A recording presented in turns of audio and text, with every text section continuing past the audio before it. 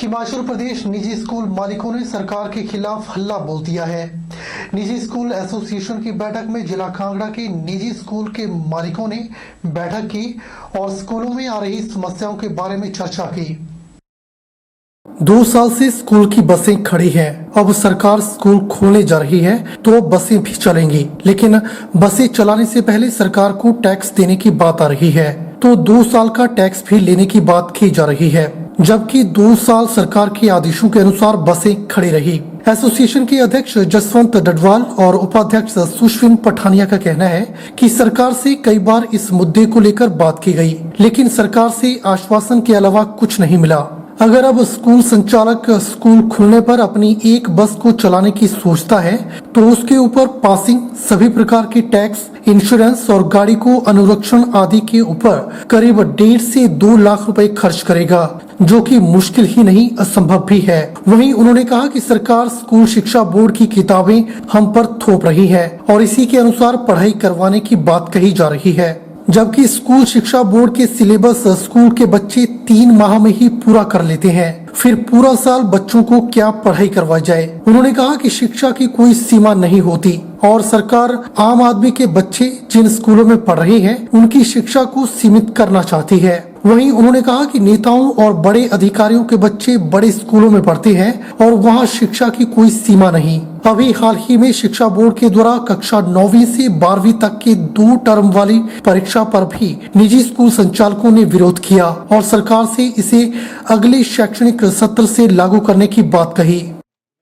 कि जो 3rd, 5th और 8th का जो गवर्नमेंट है उसने बोर्ड की परीक्षाएं रख दी हैं और उसके जो बोर्ड की जो है बोर्ड उससे ट्यूशन फीस ले रहा, एग्जामिनेशन फीस मांग रहा है, जो कि सरासर गलत है। आरटी के तहत ये बिल्कुल गलत है। उन्होंने पहले जो गवर्नमेंट स्कूल में बच्चे पढ़ते हैं उनसे भी मांगा था, परंतु जब उनका प्रेशर आया तो उसको हटा दिया गया है और प्राइवेट स्कूलों से एज इट इज़ रखा गया है। हम सरकार से ये मांग कर रहे हैं, बोर्ड से भी ये मांग कर रहे हैं कि आरटी के तहत आप हमारे से ये पैसे नहीं ले सकते हैं और इसके लिए भी अगर बोर्ड नहीं मानता है तो उसके लिए भी हमें फिर कोर्ट में जाना पड़ेगा। तो ये मुद्दे थे, प्लस ये जो हमारे ऊपर एक 3rd, 5th और 8th स्टैंडर्ड में जो एक सिलेबस एक बॉन्डस कर दिया जा रहा है, एक बॉन्ड कर दिया जा रहा है बच्चों को कि आपने जो यही सिलेबस पढ़ना है एचपी बोर्ड का जो सिलेबस है वो हमारे बच्चे 1 महीने के अंदर 10 दिन में ही कंप्लीट कर लेते हैं। हिमाचल प्रदेश के फतेहपुर विधानसभा क्षेत्र में उपचुनाव के लिए नामांकन के दौरान दाखिल किए गए हल्फनामे में भाजपा प्रत्याशी बलदेव ठाकुर ने अपनी कुल संपत्ति 20 लाख रुपए दर्शाई है। इसमें 17 लाख रुपए की उन्हें विरासत के रूप में मिली है, जबकि 3 लाख रुपए की संपत्ति खुद अर्जित की है।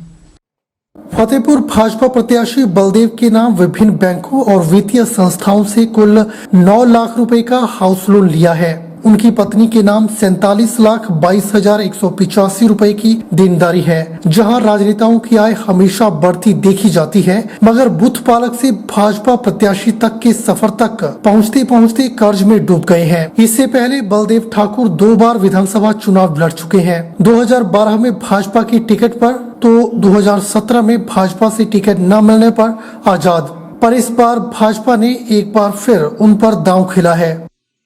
अखिल भारतीय हिमाचल सामाजिक संस्था संघ का अर्धवार्षिक 2 दिवसीय अधिवेशन प्राचीन शिव मंदिर में काठगढ़ में शुरू हुआ, जिसमें भारतवर्ष से आई 11 समाजसेवी संस्थाओं ने भाग लिया। इन संस्थाओं में जो हिमाचली लोग विभिन्न प्रदेशों में रहते हैं उन लोगों ने अपने अपने क्षेत्र में समाजसेवी संस्थाएं बनाई है जो हिमाचली लोगों के वेलफेयर के लिए काम करती है। अधिवेशन की अध्यक्षता राष्ट्रीय अध्यक्ष राकेश शर्मा ने की। इसमें प्रमुख सबसे पहला मुद्दा तो ये है कि जो हिमाचल से बाहर प्रवासी हिमाचली रह रहे हैं उनके जो बच्चे हैं उनको हिमाचल में भेदभाव किया जा रहा है। उनके साथ में ये भेदभाव प्रदेश में नहीं होना चाहिए। एजुकेशन के बतौर पे सभी बच्चों को समानता का अधिकार मिलना चाहिए, क्योंकि हम लोग प्रदेश से बाहर रोजी रोटी कमाने के लिए आए हैं, ना कि हम दूसरे किसी मुद्दे के लिए। अगर प्रदेश में हमें नौकरी रोजी रोटी मिल जाए तो हम प्रदेश से बाहर नहीं आएंगे। इसलिए हमारा ये मांग है प्रदेश सरकार से कि वह इस कठोर निर्णय पर अपनी दोबारा पुनः से विचार विमर्श करने के बाद में दोबारा पुनः विचार विमर्श करें और प्रदेश के हित के और प्रदेश के जो लोग प्रवासी हिमाचली जो प्रदेश से बाहर कार्यरत हैं उनके बच्चों को बराबरी का कोटा दिया जाए। पुलिस भर्ती के इच्छुक युवक युवतियों के लिए 18 अक्टूबर को गंगत और 19 अक्टूबर को इंदौर में निःशुल्क प्रशिक्षण देने की बात सेवानिवृत्त डीआईजी आईपीएस के इंदौरिया ने कही है। सेवानिवृत्त डीआईजी आईपीएस के इंदौरिया ने बताया कि गंगत व इंदौर में सुबह 10 बजे से लेकर दोपहर 2 बजे तक ये प्रशिक्षण शिविर लगाए जाएंगे। पुलिस भर्ती के इच्छुक युवक युवतियों को सभी आवश्यक जानकारियां देंगे और इसके लिए चंडीगढ़ के विभिन्न अग्रणी एकेडमियों के कोचिंग केंद्रों के प्रशिक्षक भी दोनों ही शिविरों में गेस्ट लेक्चर देंगे और स्वयं के इंदौरिया भी अपने सेवा काल के अनुभव शेयर कर युवाओं को सफलता हासिल करने हेतु मार्गदर्शन करेंगे। उन्होंने बताया कि भर्ती के लिए आउटडोर व लिखित परीक्षा व साक्षात्कार आदि सभी पहलुओं के लिए अवगत करवाएंगे। उन्होंने कहा कि प्रायः देखा गया है कि प्रदेश की पुलिस भर्ती में इंदौरा विधानसभा क्षेत्र के युवा बेहतर जानकारियों के अभाव से कम भर्ती होते हैं। के इंदौरिया ने इंदौरा विधानसभा क्षेत्र की सभी 53 पंचायतों के जनप्रतिनिधियों से भी गांव के युवाओं को इन निःशुल्क शिविरों की जानकारी देने की बात कही। हमारे क्षेत्र से पिछले दिनों में बहुत कम लड़के लड़कियां पुलिस में भर्ती हो पाते हैं। शायद मेरी ये सोच है कि इसका मुख्य कारण उनको समय पर किसी अच्छे स्रोत से जानकारी और मार्गदर्शन ना होना है।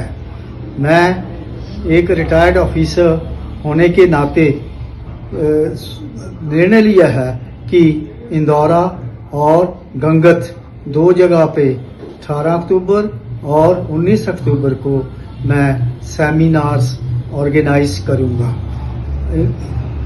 इंदौरा में 19 अक्टूबर को और गंगत में 18 अक्टूबर को ऑर्गेनाइज करने की योजना है।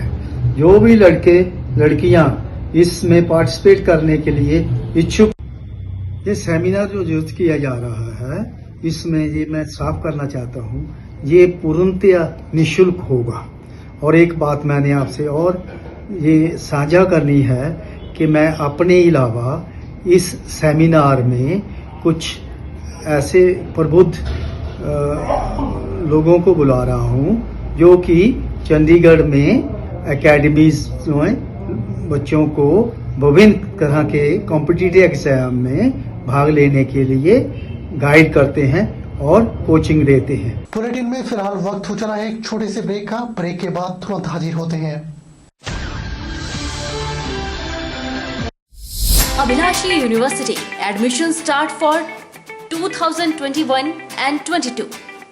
MTech, BMS, BSc MLT, BPT, B Pharmacy, M Pharmacy, D Pharma, Allopathy, Ayurveda, Diploma, Arts and Craft, MA Economics, MA Education, BSc Honours Agriculture, BSc Forestry, MSc Agriculture, 2-year Diploma in Veterinary Pharmacist. Also contact for 4-year integrated BA, BEd, BSc, BEd, MSc in Geology, PGDCA, MBA, PhD in Education, Management, Pharmacy, Geology, Engineering and Agriculture.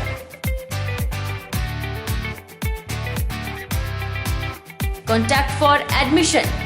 Abhilashi University, Chalchok, District Mandi, Himachal Pradesh.